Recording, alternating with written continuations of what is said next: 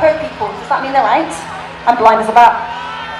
Oh, okay, so we should have 4 canopies. So keep watching. Yep, there we are. So there's 1.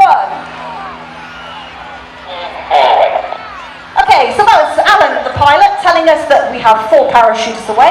So now we should be seeing 3 poppy canopies and 1 Union Jack. Oh look, he's on fire.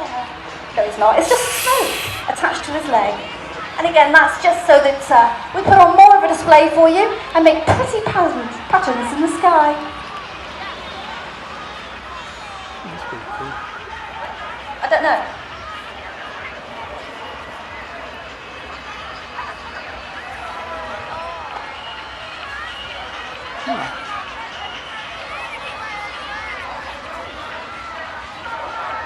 Okay, so as I've said, the guys will be coming into land and there are going to be some pretty dynamic, fast landings. First guy we've got coming in is Big Al, team leader, and he's going to turn that canopy into wind, and you'll see him pull his his hands straight down to the ground.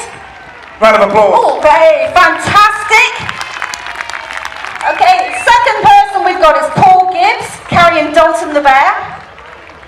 And here he comes, fast landing.